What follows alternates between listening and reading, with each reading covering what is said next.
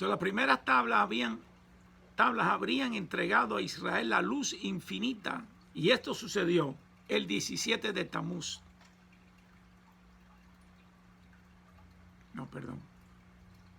Si no pueden compararse las segundas tablas con las primeras, pues estas habían sido talladas por Dios mismo y las segundas fueron talladas por Moisés y grabadas por Dios, denotando que la unión producida en Yom Kippur no gozaba del mismo nivel de intimidad que la que se podría haber logrado el 17 del mes de Tamuz, que fue la primera vez que descendió Moisés con las tablas y encontró al pueblo adorando al becerro de oro. Las primeras tablas habrían entregado a Israel la luz infinita de la creación, y de no haber sido rotas, el Talmud dice que ninguna nación podría haber podido dominar a Israel. No se habría producido el exilio y ya habríamos ingresado a la era mesiánica. Ya el Mesías estuviera con nosotros. Una de las cosas que se perdió en el segundo set de tablas, que en ese momento Dios iba a revelar a Mashiach. Mashiach ha estado por revelarse varias veces. Y una de esas veces fue cuando le pidió el pueblo de Israel al profeta Samuel un rey conforme a las naciones. Dios iba a revelar al Mesías, pero el pueblo pidió un rey conforme a las naciones, y Dios tuvo que retener a Mesías y le dio al rey Saúl.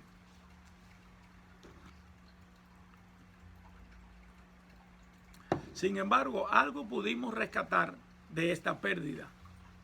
Dios nos entregó las primeras tablas, aunque no las hayamos recibido. Las primeras tablas se encuentran en este mundo. Eso es algo que tenemos que tener presente.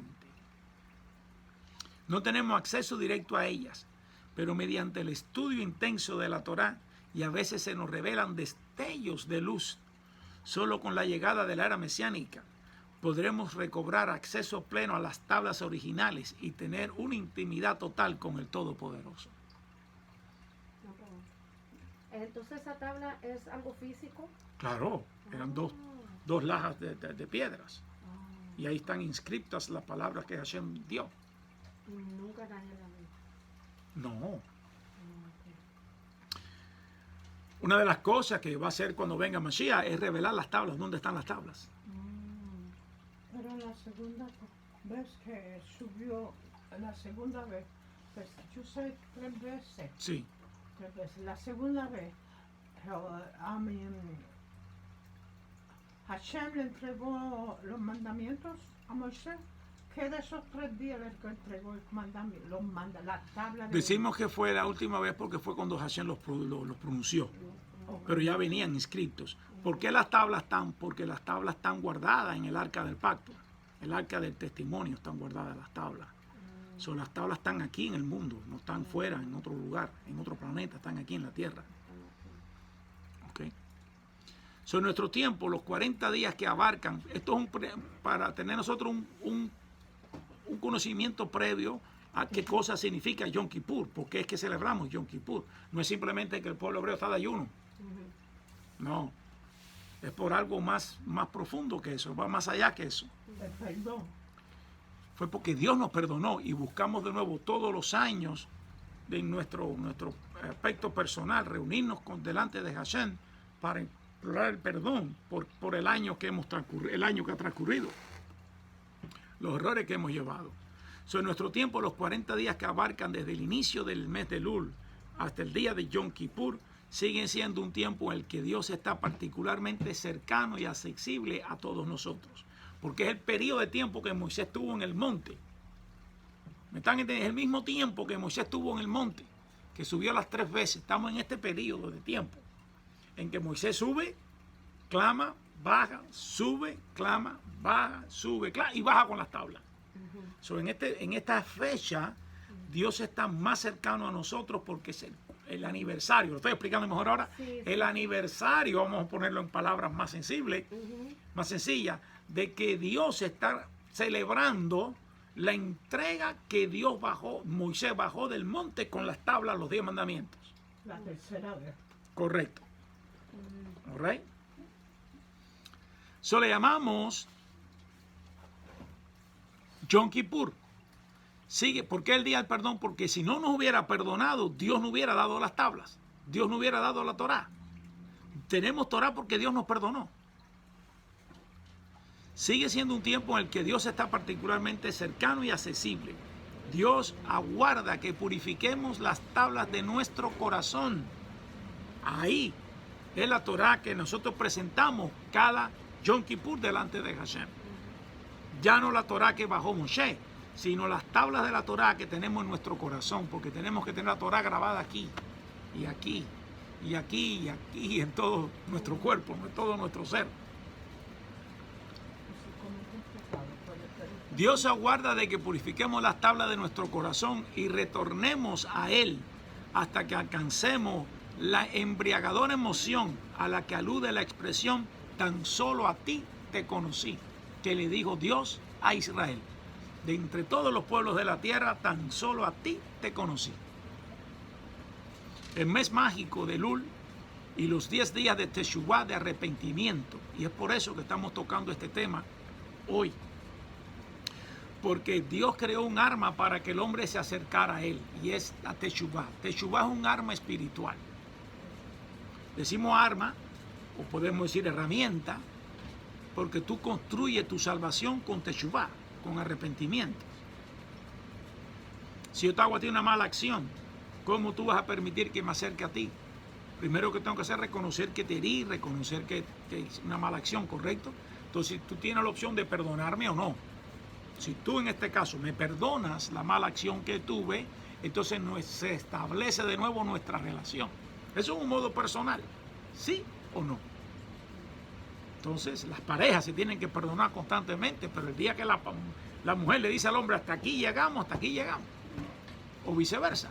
Pero cuando hay perdón entre ambos, el matrimonio se vuelve otra vez una oportunidad más, o la amistad que tengamos con una persona, o entre dos socios de negocio, entre dos personas que se han herido o lastimado. El perdón es un arma que sirve, o una herramienta que sirve para unificar de nuevo la relación. Así mismo es nosotros con el Creador.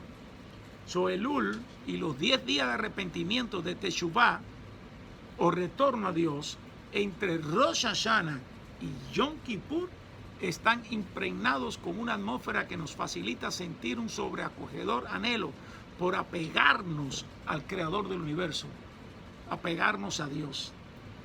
Nos cargamos de energía para corregir el pasado y cumplir con el mensaje de Elul. Yo soy de mi amado y Él me añora. El servicio al cual aspiramos en Elul está aludido en las letras hebreas de la palabra Elul, un acrónimo de Ani, Ledodí, Bedodí, Li. Yo soy de mi amado y mi amado es mío. Qué lindo, ¿verdad? Eso no son cantar de cantar. Cantar de los cantares. Para el creyente que realmente busca apego a su Creador, tiene que sentirlo en lo más profundo de su corazón. Por eso dice la Torá, Ani Ledodí, Bedodí Li. Yo soy de mi amado y mi amado es mío. Es algo que tiene que ser que tú lo anheles con todas tus fuerzas. La única vía existente en este mundo presente para lograrlo es mediante el proceso de Teshuvah. Venirte y arrepentirte delante de Dios. Y arrepentirse delante de Dios involucra un esfuerzo tremendo. Porque no es lo mismo pedirle perdón a un consorte tuyo que a Dios. Es por esto que el acto más sublime en la vida del hombre es cuando reconoce que cometió un error. Sea consigo mismo, con los demás o con la Torá. Corregirlo es un acto de madurez, crecimiento y sensibilidad espiritual. Reconocer sus errores, el primer paso en el camino a la verdadera Teshuvah, al verdadero arrepentimiento. Ahora vamos al segundo paso de esta clase, y es el arrepentimiento, retorno a Dios, y para ellos existen 7 niveles de arrepentimiento. Y vamos a estar hablando un poquito acerca de esto, a ver si el tiempo nos deja, nos da tiempo para llegar a los 7 niveles en esta clase, ya que de domingo a lunes tenemos el ayuno de Yom Kippur. Esta es la última clase que estamos dando acá en Love to Health Foundation. Esta noche tengo clase para el grupo de Honduras, de allá de Miami. Pero el nivel 1, arrepentirse de inmediato. En su libro Menorat Hamor, el rabino Isaac Abohab, que vivió en España durante el siglo XIV, escribe, páginas 668, 669, que hay 7 niveles de Teshuvah o de arrepentimiento. Estos niveles están divididos en términos de tiempo y circunstancias del remordimiento, es decir, cuándo y por qué tiene lugar el arrepentimiento. Y escuchen bien, el primer nivel de Teshuvah, que también es el más alto, es cuando uno se arrepiente de lo que hizo mal inmediatamente, por iniciativa propia, sin la intervención de terceros y sin estar motivado por factores externos. Cuando esto sucede, dice el rabino Abohab, es una indicación de que la conciencia de este individuo está despierta y activa. Intentaremos comprender un poco mejor esta profunda idea. Imaginemos una persona que bebe demasiado alcohol y se emborracha. En un primer escenario, este individuo conduce su automóvil, pasa por un semáforo en rojo, es detenido por la policía, es multado y le quitan la licencia de conducir. En este escenario, inevitablemente, este individuo se arrepentirá de haber bebido en exceso, simplemente porque está sufriendo las consecuencias de conducir embriagado. Él no se arrepintió antes de que lo parara el policía, y ya iba borracho. Él se arrepiente cuando el policía lo para y le da el ticket.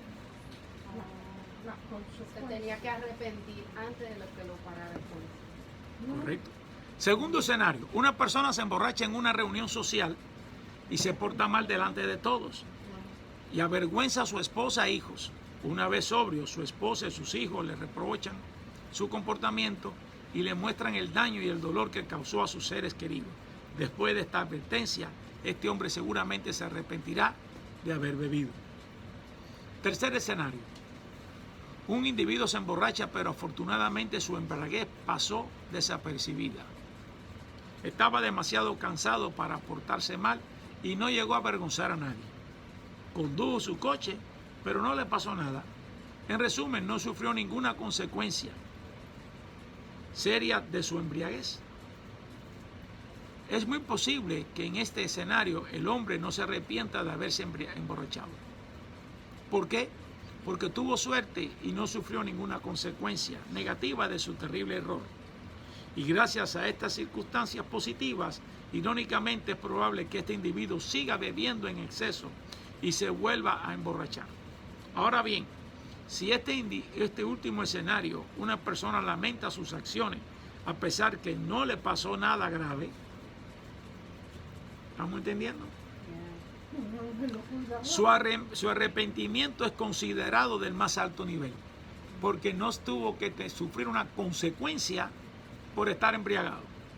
Se arrepiente cuando vuelve en sí de haber tomado. ¿Por qué? Porque su remordimiento proviene directamente de su conciencia y no de un factor externo que le abrió sus ojos, un accidente, una intervención de un tercero.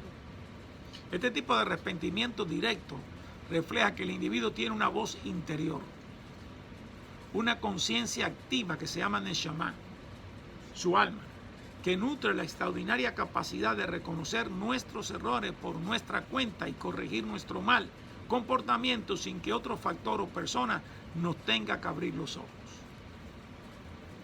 Es por eso que cuando nosotros nos arrepentimos delante de Dios, Dios está mirando que nos arrepentimos, pero Él sabe por qué nos arrepentimos. Y si lo hace de corazón y humilladamente.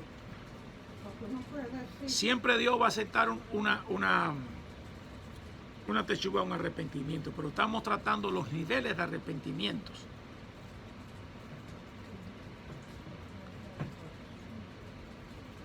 Imagine que ofendí a otra persona diciéndole una palabra inapropiada. Si me disculpo de inmediato y digo, lo siento, no quise decir eso, no quise ofenderte, me equivoqué y usé las palabras equivocadas, etc. En la mayoría de los casos mis disculpas serán aceptadas. Mucho más fácilmente que si me disculpo más tarde, es decir, cuando lo vea la próxima vez. Esto también explica que cuando uno comete una transgresión hacia Dios o hacia los demás y se arrepiente inmediatamente y por sí mismo, esa transgresión se considera más como un error, un desliz, una acción impulsiva y no un acto ofensivo deliberado, porque hay diferentes tipos de actos. El rabino concluye la exposición de este primer nivel de Teshuvah citando un texto de la Gemara en Berajot 10a, que dice: si viste a un erudito de la Torá cometiendo una transgresión durante la noche, por la mañana debe asumir que ya ha lamentado. ¿Por qué damos este beneficio a la duda? Porque una persona que estudia Torá, como cualquier otro ser humano, no es inmune a cometer errores. Claro que todos cometemos errores.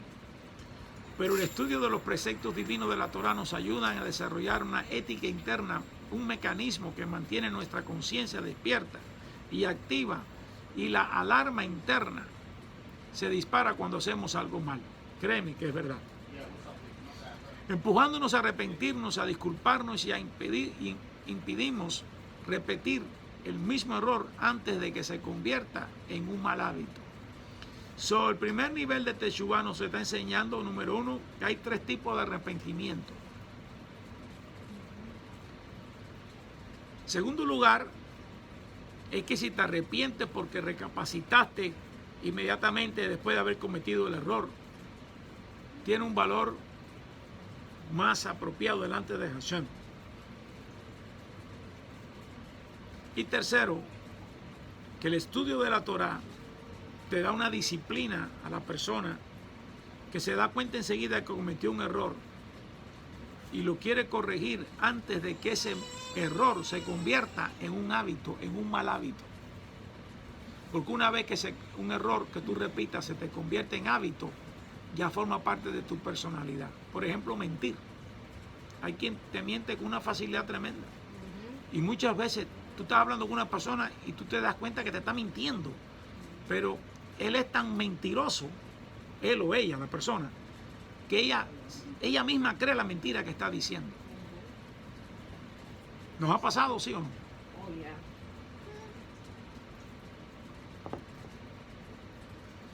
El segundo nivel de arrepentimiento ya es un poquito más cargado, viene que es cambiar los malos hábitos. Sin embargo, cuando un individuo no se arrepiente de inmediato de su error y lo repite y lo repite y lo repite, se enfrenta a un desafío diferente, más difícil de corregir. Este segundo nivel de Teshuvah se llama cambiar los malos hábitos. Una vez instalados en el cerebro, los hábitos son difíciles de cambiar. ¿Por qué? Porque nos acostumbramos a hacer algo mal hasta el punto de que ya no nos damos cuenta de que está mal. Cuando un comportamiento se convierte en un hábito, ya no se trata de cambiar lo que hacemos mal, sino de cambiar lo que somos. Porque el mal hábito se forma parte tuya. Se hace tuyo. Como mentir. Un ejemplo que pusimos, mentir. Robar. Hay personas que no se pueden contener de llevarse aunque sea un lápiz. Algo tienen que tomar. Por eso.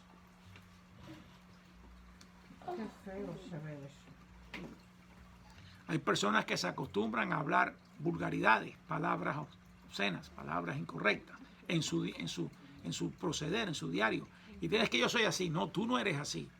Tú aceptaste ser así.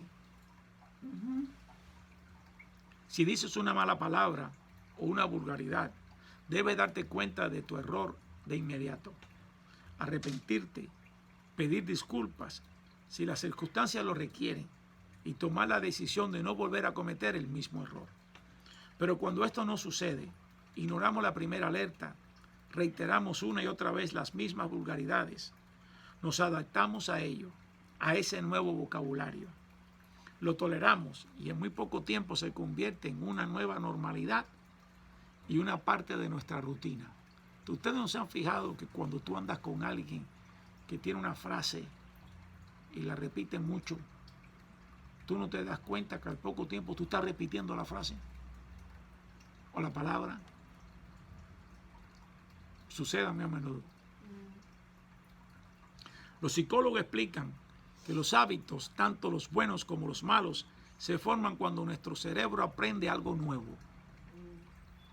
Y a fuerza de la repetición, el cerebro se siente cómodo. Se siente cómodo con ello y deja de evaluar o de juzgar el nuevo comportamiento hasta que ya se convierte en un hábito. Cuando ya es un hábito, ya no lo cuestiona más. Esto nos pasa en muchos ámbitos de nuestra vida diaria. Comer en exceso, beber en exceso, fumar, etc. También en cuestiones más sublimes que afectan nuestra espiritualidad y la moralidad. Muchas veces lo que vemos en los medios, películas, los shows, la televisión, contribuye a la internalización de los malos hábitos. Lo puede ver en los chicos. En los chicos, por ejemplo, algunas veces hemos visto a algunos de nuestros nietos haciendo algo indebido y lo regañamos en casa. Y después nos damos cuenta que un video que estuvo viendo era ese mismo comportamiento y el niño o la niña lo que está es copiando el patrón. Y si no te das cuenta que es lo que está percibiendo en la película o en el video y no lo corrigen, le suspende ese video, ella va a seguir viendo ese comportamiento erróneo.